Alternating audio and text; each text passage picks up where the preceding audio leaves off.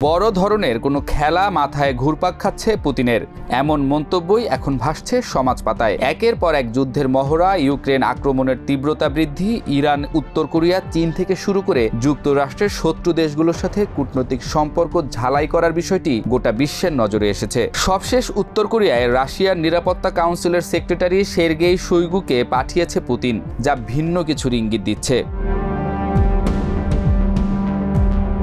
জানা গেছে, পুতিনের পক্ষ নিয়ে উত্তর কোরিয়ার সমর্থন চেয়েছে সের্গেই শোইগু। বুধবার পিয়ংইয়ংয়ে কিমের সঙ্গে বৈঠকও করেন শোইগু। জানা গেছে, শোইগু এবং রাশিয়ার প্রতিনিধি দলকে স্বাগত জানিয়েছেন কিম এবং আলোচনার ফাঁকে ফাঁকে কিম রসিকতা করে হাসাহাসিও করেছেন। উত্তর কোরিয়ার রাষ্ট্রীয় গণমাধ্যম KCN জানায়, মস্কোর বিদেশ নীতির প্রতি পূর্ণ সমর্থন ব্যক্ত করেছেন কিম। এমনকি ইউক্রেন সংঘাতে রাশিয়ার অবস্থানের প্রতি নিঃশর্ত সমর্থন দেওয়ার কথাও জানিয়েছেন উত্তর কোরিয়ার নেতা। সাম্প্রতিক মাসগুলোতে রাশিয়া ও উত্তর কোরিয়ার মধ্যে সামরিক ও রাজনৈতিক সখ্যতা বাড়ছেই, আর তাতেই ঘন ঘন বৈঠকে বসছেন দুই দেশের নেতারা। এমনকি রাশিয়ার হয়ে ইউক্রেনের লড়াইও করছে উত্তর কোরিয়ান সেনারা। গেল এপ্রিলে যা প্রথমবারের মতো স্বীকার করে দুই দেশের সরকার। এই ঈদে জামা জুতো অ্যাক্সেসরিজের ডিসকাউন্ট। উত্তর কোরিয়া প্রথমবারের মতো নিশ্চিত করেছে যে তাদের নেতা কিম জং উনের আদেশে ইউক্রেনে যুদ্ধরত রাশিয়ায় সেনা পাঠানো হয়েছে। সোমবার সরকারি বার্তা সংস্থা KCN জানায়, ওই সেনারা ইউক্রেনের দখলে থাকা রাশিয়ার ভূখণ্ড কুরস্ক পুনরুদ্ধারে সহায়তা করেছে। ব্রিটিশ বার্তা সংস্থা রয়টার্স জানিয়েছে, তাদেরকে বীর বলেও আখ্যায়িত করা হয়েছে। KCN আরও জানিয়েছে, রাশিয়ার কুরস্ক অঞ্চলের মুক্তির বিজয়ী সমাপ্তি উত্তর কোরিয়া ও রাশিয়ার মধ্যে দৃঢ় যুদ্ধ বন্ধুত্বের সর্বোচ্চ কৌশলগত স্তর প্রদর্শন করেছে বলে উত্তর কোরিয়ার শাসক দল মন্তব্য করেছে। রাশিয়া গত সপ্তাহে বলেছিল, ইউক্রেনীয় বাহিনীকে তারা তাদের নিয়ন্ত্রণাধীন শেষ রুশ গ্রাম থেকে উৎখাত করেছে। যদিও কিয়েভ এই দাবি প্রত্যাখ্যান করে বলেছে, তাদের সেনারা এখনও ইউক্রেন সীমান্তবর্তী রাশিয়ার বেলগোরোদ অঞ্চলে সক্রিয় রয়েছে।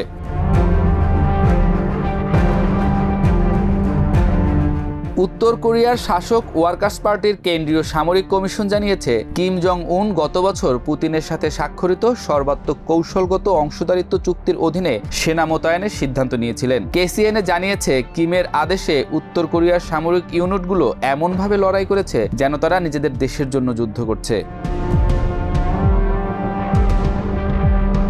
KCN কিমের উদ্ধৃতি দিয়ে বলেছে, ন্যায়ের জন্য যারা লড়েছে তারা সবাই নায়ক এবং মাতৃভূমির সম্মানের প্রতিনিধি। KCN আরও বলেছে, উত্তর কোরিয়া এমন রাশিয়ান ফেডারেশনের মতো শক্তিশালী রাষ্ট্রের সাথে মিত্র হতে পেরে গর্বিত।